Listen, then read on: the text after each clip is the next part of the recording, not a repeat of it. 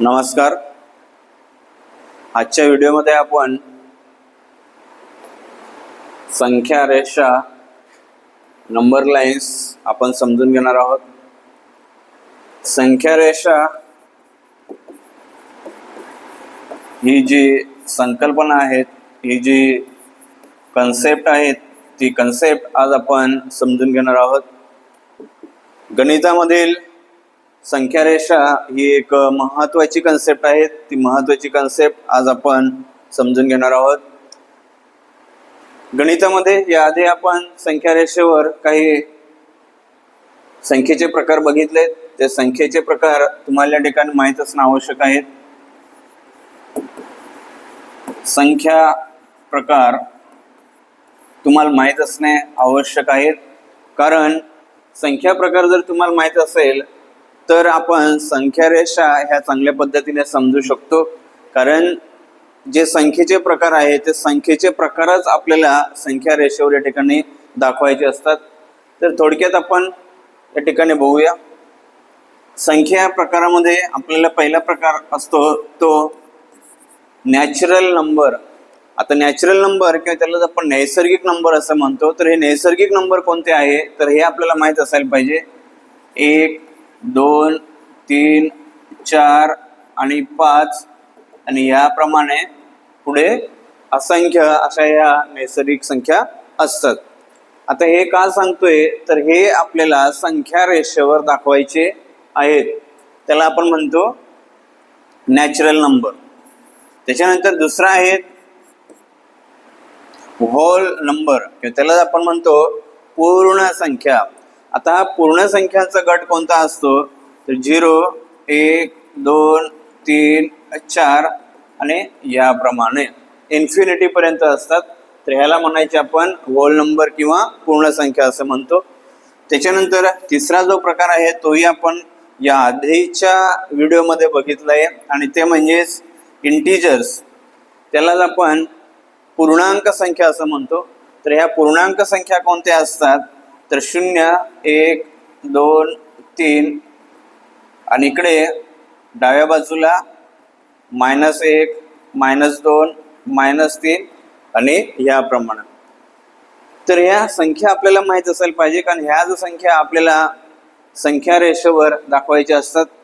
त्याच्यानंतर आपल्याला चौथा प्रकार आहे तो म्हणजेच रॅशनल नंबर, त्याला आपण परिमेय संख्या असं म्हणतो.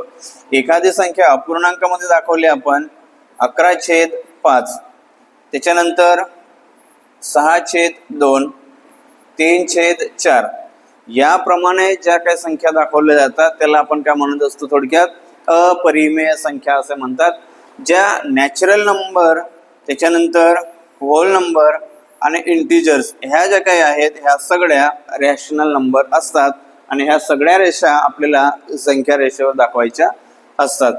तर संख्या रेषा म्हणजे काय हे आपण या ठिकाणी समजून घेऊ. संख्या रेषा म्हणजेच ह्या ठिकाणी एक बिंदू आहेत आणि ह्या बिंदूपासून उजव्या बाजूला एक किरण काढला आपण याप्रमाणे. तर ह्या किरणाचा जो ओरिजिन आहे, आरंभ बिंदू आहे, तो आरंभ बिंदू O या ठिकाणी आहेत आणि जो आरंभ बिंदू असतो त्या बिंदूला आपण 0 किंवा 0 या ठिकाणी म्हणत असतो. या आरंभ बिंदूपासून आपण उजवीकडे जात असतो आणि मग उजवीकडे जात असताना आपण 1, 2, 3 ह्याप्रमाणे लिहित जात असतो. आता बघा या ठिकाणी आपल्या लक्षात येईल 0, 1, 2, 3 हे जी काही संख्या झाली ह्या संख्येला आपण म्हणायचं आहे आता पूर्ण संख्या. ह्या संख्येला काय म्हणणार आपण पूर्ण संख्या किंवा त्याला आपण होल नंबर असे म्हणतो. त्याच्यानंतर या शून्यापासून आरंभ बिंदूपासून आपण डावीकडे ही रेषा वाढवली ह्याप्रमाणे आणि डावीकडे जे नंबर लिहिले जातात ते असतात -1, -2 आणि -3. ही जी काय आता तयार झालेली रेषा आहेत या रेषेला संख्या रेषा, ह्यालाच नंबर लाईन असे म्हणतात.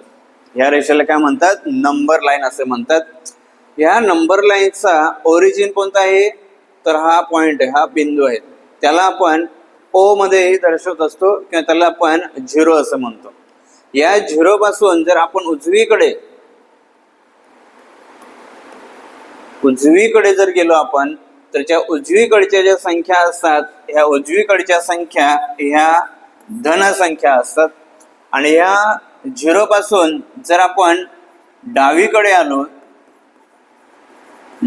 आलो तर ह्या संख्या असतात ऋण संख्या.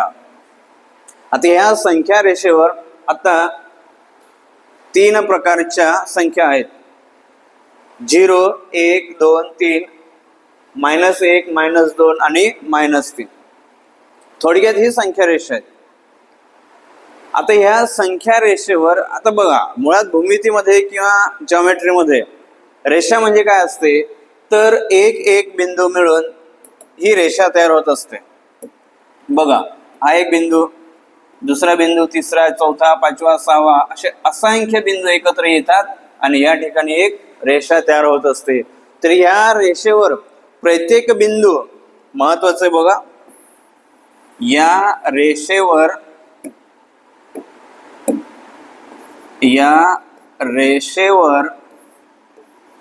प्रत्येक बिंदू हा संख्येमध्ये दर्शविला जातो. बघा, या रेषेवर प्रत्येक बिंदू हा संख्येमध्ये दर्शविला जातो आणि म्हणून या रेषेला म्हणायचे संख्या रेषा. रेषेवर प्रत्येक बिंदू हा संख्येमध्ये दर्शवला जातो आणि म्हणून या रेषेला म्हणायचे या ठिकाणी संख्या रेषा असे म्हणायचे. आता हा झिरो आहे, या झिरो पासून येणारा प्रत्येक बिंदू, या रेषेवरचा प्रत्येक बिंदू आपल्याला संख्येमध्ये दाखवता येतो. म्हणूनच ह्या रेषेला म्हणतो आपण नंबर लाईन असं म्हणतो. आता आणखीन ह्याच्यामध्ये महत्वाचे काय आहेत, तर ह्या झिरो पासून ह्या 1 पर्यंत हे जे अंतर आहेत, या झिरो पासून 1 पर्यंत हे जे अंतर आहेत, या अंतराला म्हणतात एकक. या अंतराला म्हणतात एकक, एक एकक. त्याच्यानंतर या 1 पासून तर ह्या 2 पर्यंत हे जे काय अंतर आहे, ह्याला सुद्धा म्हणतात एकक, एक एकक. म्हणजेच संख्या रेषेवरती -1 ते -2, -2 ते -3 या मधला जो काही गॅप आहे, या मधलं जे काही अंतर आहे, ते प्रत्येक मधलं अंतर हे एक एकक असते. बघा इथं -2 ते -3 हे जे काय मधलं अंतर आहे, हे असतं एक एकक. इथं कुठल्याही प्रकारची वेगळे युनिट या ठिकाणी वापरले जात नाही, तर एक एकक अशाच प्रमाणे म्हटलं जात असतं. म्हणजे प्रत्येक 2 संख्येमधलं जे काय अंतर आहे, ते मधलं अंतर हे एक एकक म्हणून या ठिकाणी दर्शवले जात असते. तर ही कन्सेप्ट आपण या ठिकाणी लक्षात ठेवणं खूप महत्वाचं आहे. बघा, संख्या रेषा म्हणजे काय, पुन्हा एकदा सांगतो. रेषेवर प्रत्येक बिंदू हा संख्येमध्ये दर्शवला जातो, म्हणून या रेषेला संख्या रेषा असे म्हणतात. ही झाली याची व्याख्या. या संख्या रेषेवरती जे नंबर्स दाखवले जातात किंवा ज्या संख्या दाखवल्या जातात, ह्या 3 प्रकारच्या संख्या असतात. एक झिरो असतो, या झिरो पासून उजवीकडे ज्या काही संख्या असतात, त्या संख्या असतात धन संख्या असतात. आणि ह्या झिरो पासून डावीकडे ज्या काही संख्या लिहिल्या जातात, त्या असतात ऋण संख्या. ह्या 3 प्रकारच्या संख्या या ठिकाणी दाखवल्या जातात. प्रत्येक 2 संख्येमधील जे अंतर असते, ते प्रत्येक 2 संख्येमधील अंतर हे एक एकक असे या ठिकाणी म्हटले जाते. तर ही कन्सेप्ट आपण या ठिकाणी लक्षात ठेवणं गरजेचं आहे. एका पेजवरच मी ही सगळी संकल्पना या ठिकाणी सांगण्याचा प्रयत्न करतोय. त्याच्यानंतर या संख्या रेषेवर तुम्ही कुठल्याही बिंदूवर थांबलात कुठल्याही बिंदूवर थांबलात, उदाहरणार्थ तुम्ही एक बिंदूवर असाल, 0वर असेल, 1वर असेल, कुठल्याही बिंदूवर जर तुम्ही थांबलात आणि त्या बिंदूपासून जर तुम्ही उजवीकडे जात असाल, संख्या रेषेवर कोणत्याही बिंदूपासून जर तुम्ही उजवीकडे जात असाल तर संख्या ही मोठी मोठी होत जाते आणि त्या बिंदूपासून जर तुम्ही डावीकडे जात असाल तर ती जी संख्या आहे ती लहान लहान होत जात असते. बघा इथे या ठिकाणी आता हा 0 आहे, या 0 पासून जर तुम्ही उजवीकडे गेलात तर संख्या ही मोठी होत असते आणि या 0 पासून तुम्ही डावीकडे जर जात असाल तर संख्या ही लहान लहान होत असते.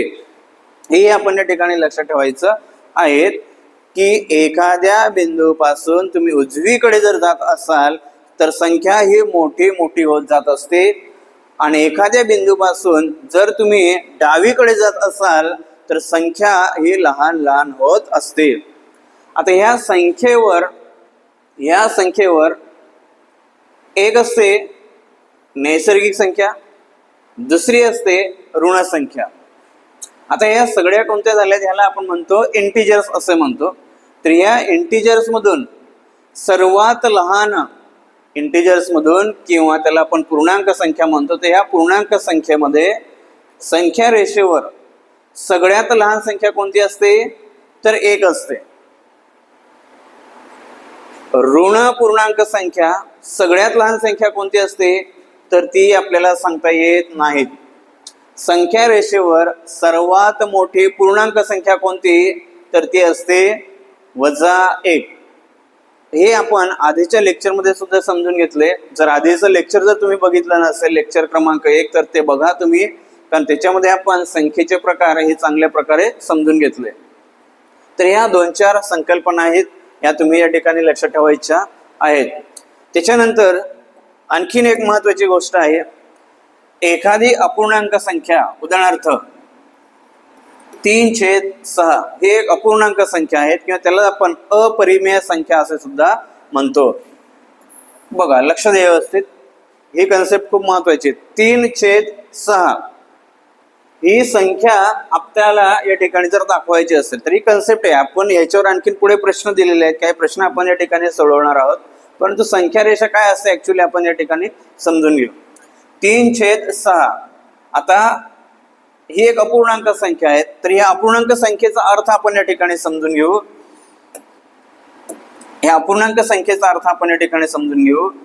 ही जी काही रेषा आहेत, आडवी रेषा तुम्हाला दिसते, या रेषेच्या खाली जो छेद आहेत, या छेदाचा अर्थ आपल्याला या ठिकाणी समजून घ्यायचा आहे. छेदाचा अर्थ समजून घ्यायचा आहे.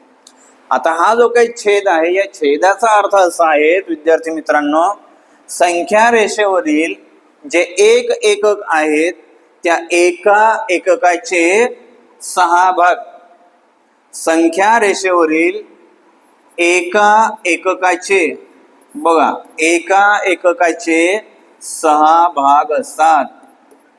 लक्षात द्या असेल 3/6 याचा अर्थ हा जो काही छेदामध्ये 6 आहेत याचा अर्थ संख्या रेषेवरील एका एककाचे सारखे 6 भाग असा त्याचा अर्थ असतो. आणि जी संख्या अंशामध्ये आहेत त्या संख्येचा अर्थ आहे की हे जे काही एका संख्येचे 6 भाग केलेले आहेत, या 6 भागापैकी 3 भाग, याचाच अर्थ 3/6 असा अर्थ आहे आणि तो अर्थ आपण या ठिकाणी घ्यायचा आहे. आय होप आपण नंबर लाईन्सवर किंवा संख्या रेषेवर महत्वाच्या 4-5 कन्सेप्ट ह्या एकाच पेजवर या ठिकाणी तुम्हाला समजून देण्याचा प्रयत्न केला आहे आणि तो तुम्हाला समजला असेल.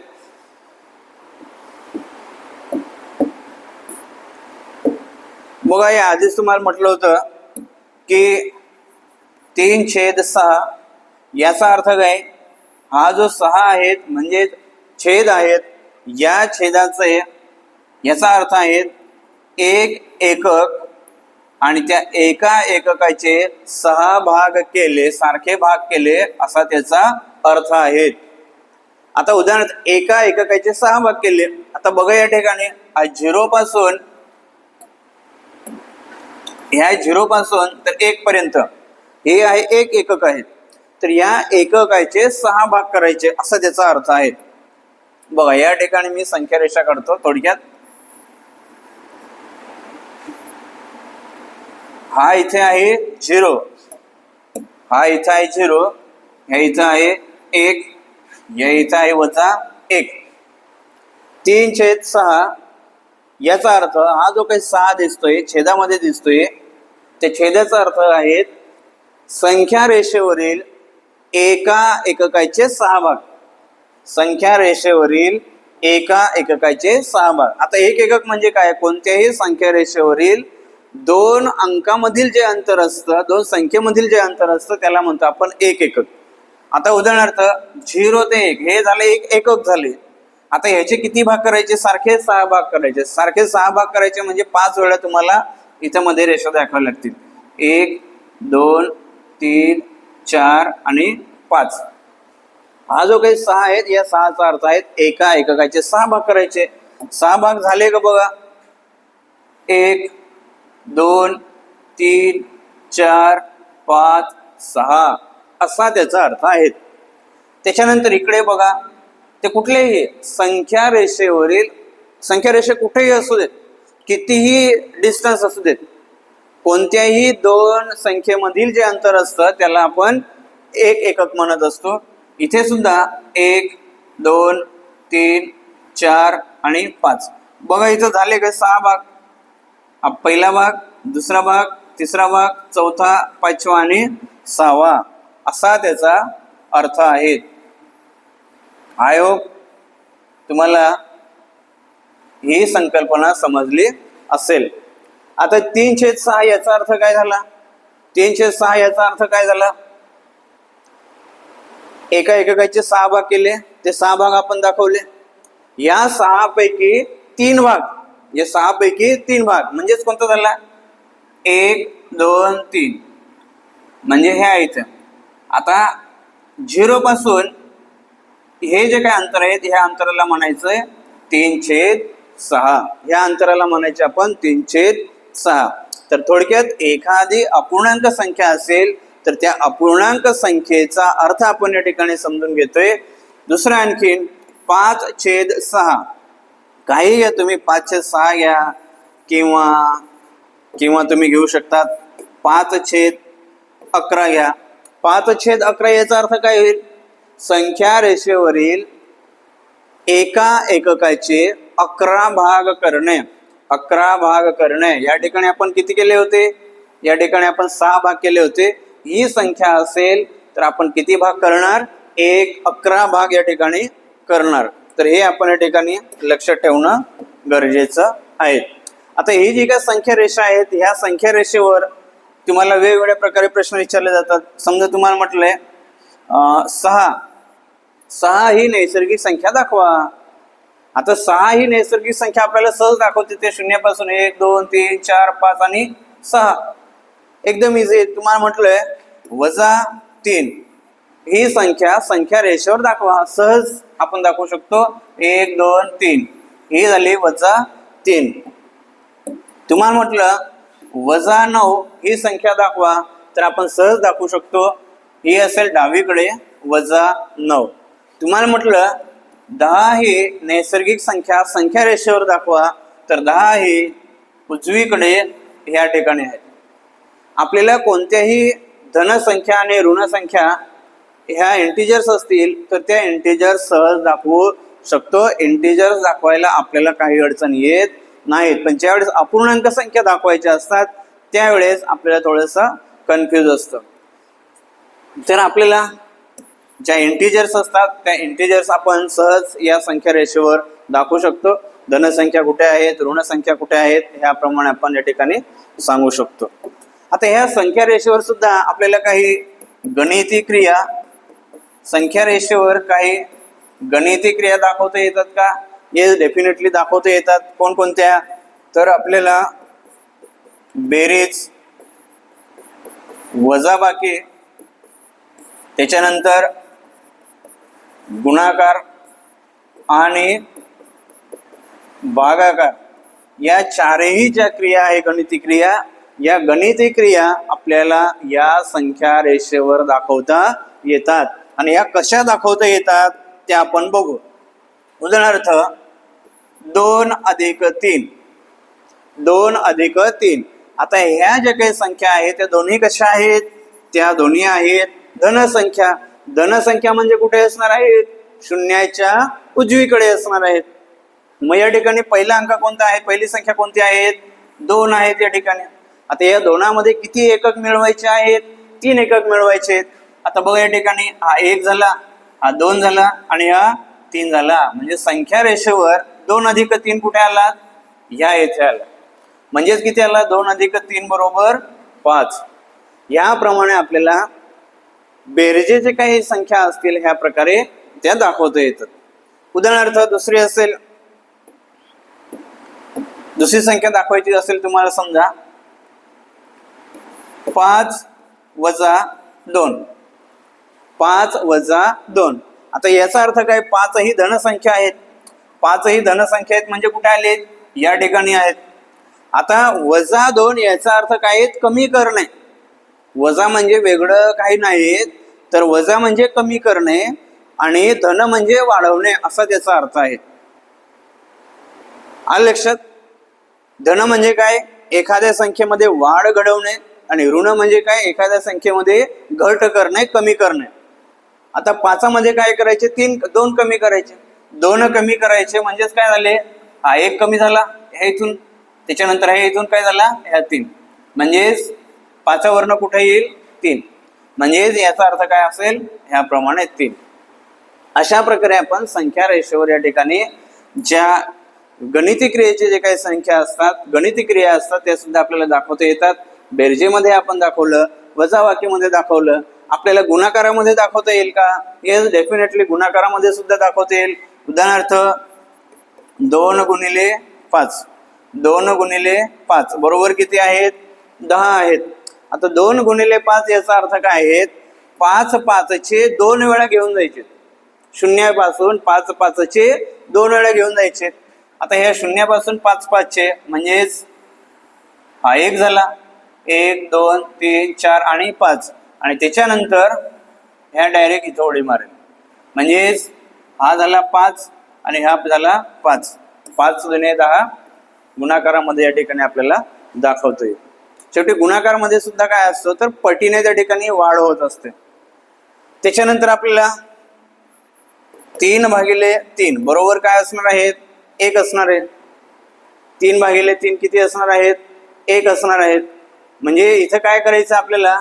3 ने कमी करायचे आणि 1 पर्यंत या ठिकाणी यायचे. तर हे सुद्धा आपल्या या ठिकाणी डेफिनेटली दाखवता येतील. 3 चे गट आपल्याला या ठिकाणी करता येतील. आणि ते कुठून असतील? बघा इथे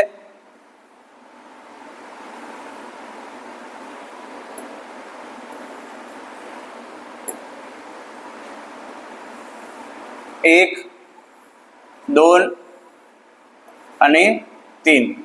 1 2 आणि 3 चे गटाने त्या ठिकाणी काय झाले? कमी झालेलं आहे. तर अशा प्रकारे आपण या ठिकाणी हे कमी करू शकतो.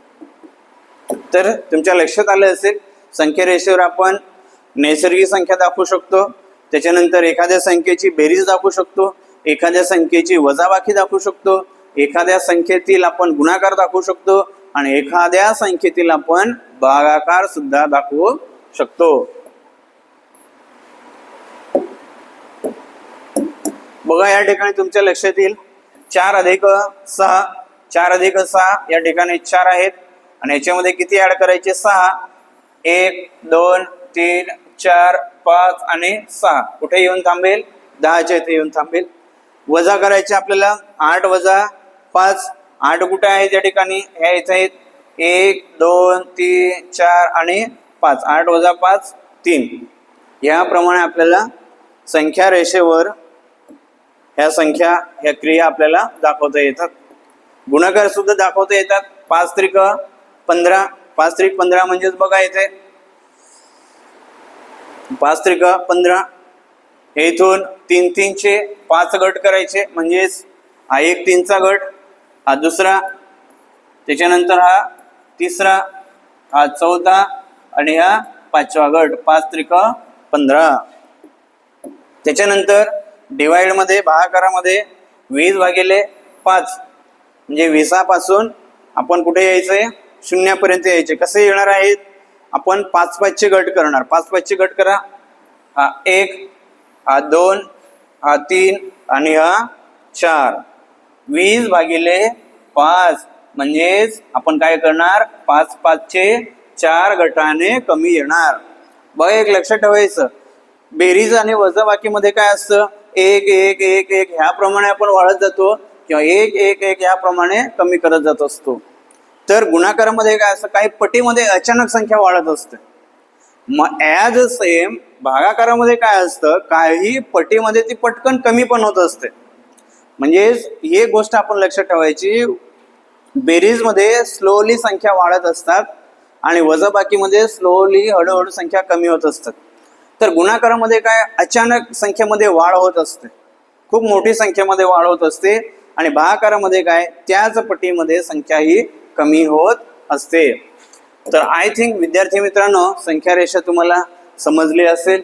संख्या रेषेवर आपण बरेच काही समजून घेतले, बरेच संकल्पना आपण समजून घेतली.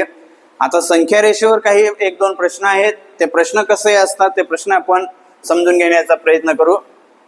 ह्याच्यात पहिला प्रश्न बघा, संख्या रेषेवर ए बिंदूचा निर्देशक 2/3 आहे. बिंदू एम व एन मधील अंतर 3 एकक असेल तर एन बिंदूचे निर्देशक किती असेल, असा हा प्रश्न आपल्याला ठिकाणी सॉल्व्ह करायचा आहे. संख्या रेषेवर एम बिंदूचा निर्देशक, कुठेतरी एम बिंदू आहे या संख्या रेषेवर. आता हा जो काही संख्या रेषेवरचा बिंदू आहे हा धन आहे, हा काय आहे, धन आहेत. आता या एम आणि एन, आता उदाहरणार्थ हा धन आहेत म्हणजेच लक्ष व्यवस्थित, ह्या इकडे कुठेतरी हा एम असणार आहे, परंतु एन कुठे असणार हे आपल्याला माहिती नाही. आपल्याला काय माहितीये, एम व एन मधील अंतर हे 3 एकक आहे एवढंच माहिती आहे. आता एम इथं असेल, आपण इमॅजिन करूया या संख्या रेषेवर एम हा या ठिकाणी असेल, तर एन कुठे असू शकेल, तर एन हा पॉझिटिव्ह किंवा निगेटिव्ह असं काही म्हटलेलं नाही. म्हणजे एन हा इकडे पण असू शकेल किंवा एमच्या डावीकडे सुद्धा असू शकेल. आपल्याला डेफिनेटली एम दिलेला आहे परंतु एन दिलेला नाहीत. एम आणि एन मधील अंतर दिले, पण संख्या रेषेवर एन हा उजवीकडे आहे, एमच्या की डावीकडे आहेत हे आपण निश्चित सांगू शकत नाहीत. मग आपण काय करू शकतो, आपल्याला एक माहिती आहे बघा, एम व एन, एम आणि एन यांच्यामधील फरक आहे 3 एकक. यांच्यामधील फरक आहे 3 एकक. आणि फरक जर काढायचा असेल तर आपण काय करतो, वजा करतो. आता एम किती आहेत, एम आहे 2/3, एम आहे 2/3 वजा एन, आणि फरक किती आहे, 3 आहेत. आता हा जो 3 आहे तो इकडे येईल आणि एन आहे तो तिकडे जाईल, जागा बदलेल. म्हणजेच काय होईल, 2/3 वजा 3 बरोबर एन. कारण एन कुठे असेल संख्या रेषेवर ते आपल्या ठिकाणी काढायचंय. आता ह्यांची काय करायची, वजाबाकी करायची. आता वजाबाकी जर करायची असेल तर कशी करणार आपण, आपल्याला माहिती आहे, तर वजाबाकी करायची असेल तर आपण छेद समान करायचा. छेद समान करायचा असेल तर काय करू शकतो आपण, ह्या 3 इकडे 3 गुणू शकतो आपण. ह्या 3 इकडे गुणलं तर काय होईल बघा, ह्या 3 इकडे गुणलं तर काय होईल, लक्षात येतंय काय, छेद समान करायचं आहे. म्हणजेच ह्याचा अंशामध्ये 1 असतो, म्हणजे गुणिले 3 आणि इथं गुणिले 3. म्हणजेच काय होईल या ठिकाणी, काय होईल बघा, कुठे लिहू, परत जागा कमी पडते, पुन्हा एकदा लिहितो इथे, एम वजा एन बरोबर 3. एम आहे 2/3 वजा एन बरोबर 3. 2/3 वजा 3 इकडे आला,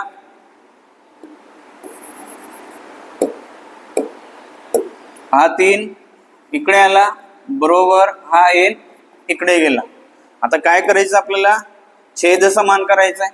छेद समान करायचा म्हणजेच 2/3 वजा 3 गुणिले 3 भागिले 1 गुणिले 3.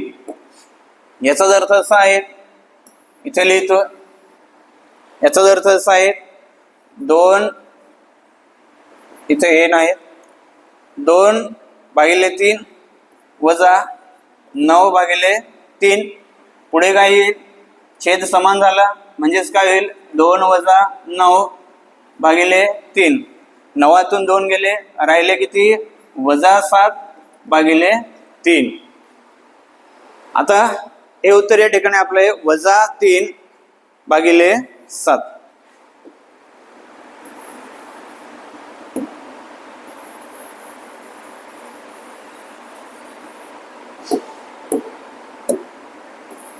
वजा 3/7. आता हे काय झालं, आता वजा 3/7 आले. आता हे कुठे झाले, फरक म्हणजे काय, मागे आले. समजा एम या ठिकाणी असेल, तर आपण काय घेतलंय, 3 घेतलाय. आता 3 घेतलाय याचा अर्थ काय झाला, तो डावीकडे सरकला. आता आपण काय करणार, हे जे अंतर आहे ते उजवीकडे सुद्धा जाऊ शकतो. एन हा एमच्या एकतर तो डावीकडे असू शकतो किंवा उजवीकडे असू शकतो. जर तो डावीकडे घ्यायचा तर तो कुठे येणार आहे, वजा 7/3, तो डावीकडे असणार. पण त्याला जर उजवीकडे जर सरकवायचं असेल तर काय करावं लागेल, बघा इथे काय करावं लागेल आपल्याला, तर एम वजा एन बरोबर अधिक 4, सॉरी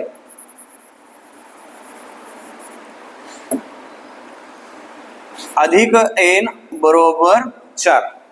आता इथे आपण वजा घेतलं, इथं अधिक घेतलं.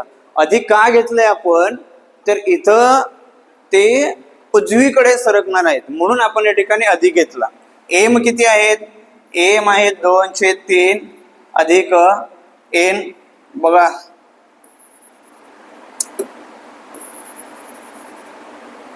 चला, अधिक एन बरोबर 4. 2/3, हा जो एन आहे तो तिकडे जाईल, हा जो 4 आहे तो इकडे येईल, म्हणजे अधिक 4 बरोबर एन. आता पुढे काय करायचं, बेरीज करायची म्हणजे आपल्याला काय करावं लागेल, आपल्याला छेद समान करावं लागेल. म्हणजे इथं 3 आणि इथं गुणिले 3, म्हणजे 2/3 अधिक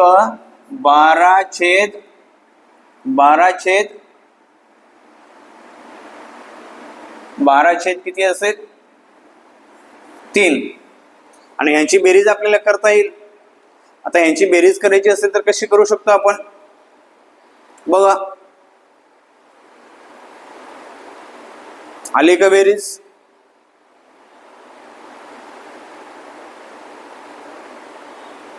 सॉरी काहीतरी चुकलंय आपला, हा 4 नव्हे, ते म्हटलं कसं काय, हा 4 नसून या ठिकाणी 3 आहे, हा 4 नसून या ठिकाणी तो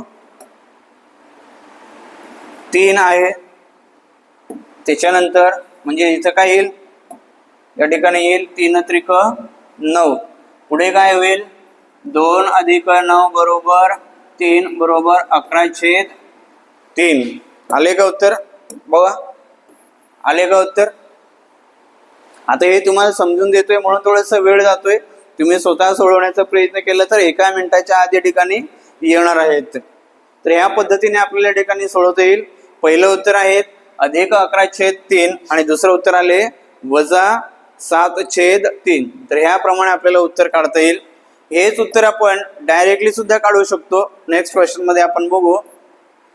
बघा या ठिकाणी संख्या रेषेवर P या बिंदूचा निर्देशक हा आहे, P व Q मधील अंतर हे आहे, तर Q चा निर्देशक किती, Q चा निर्देशक म्हणजे Q या ठिकाणी कुठे असेल, ॲज अ सेम आपल्याला माहिती आहे.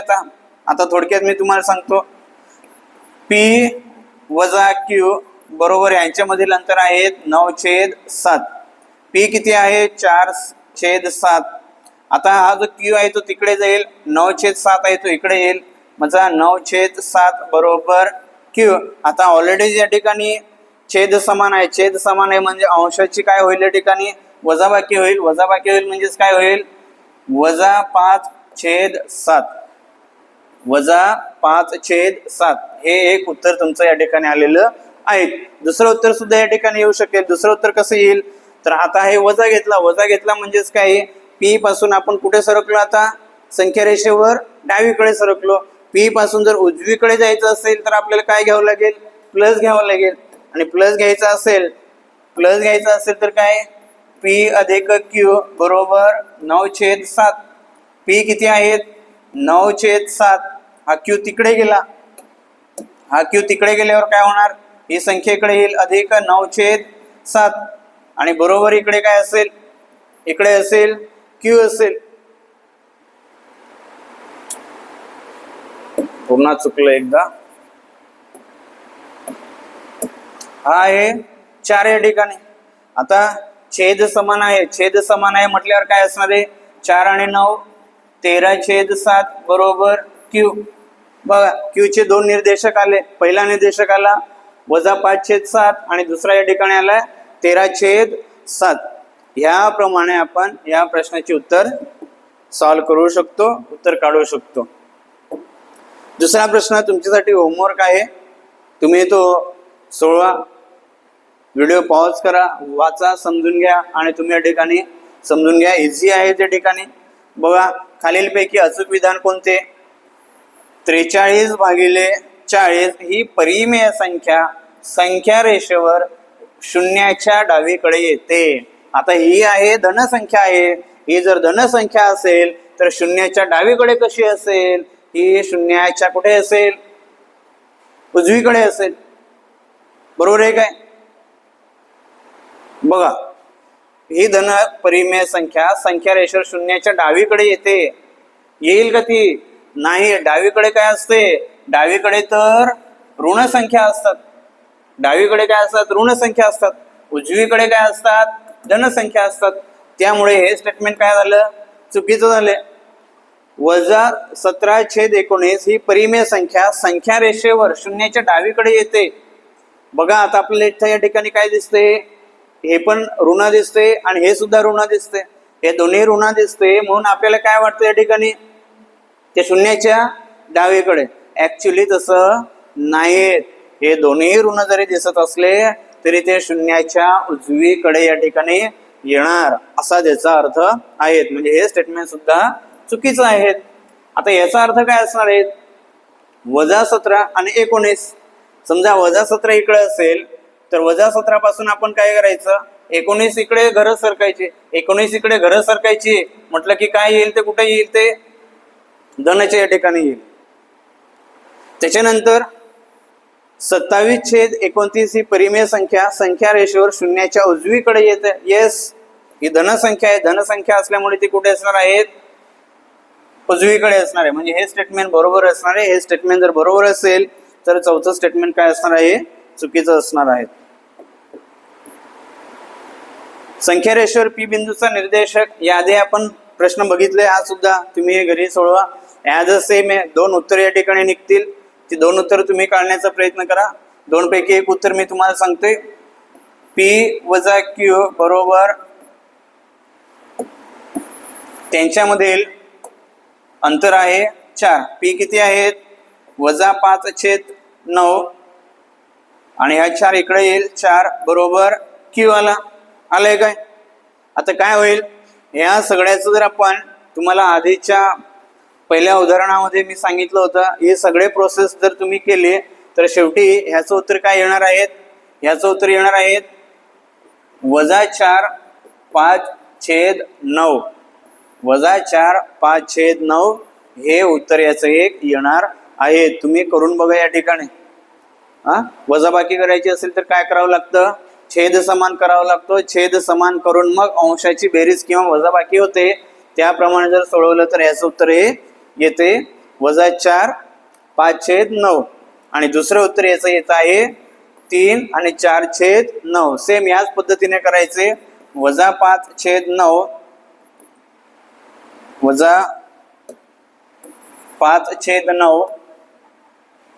अधिक 4 बरोबर क्यू.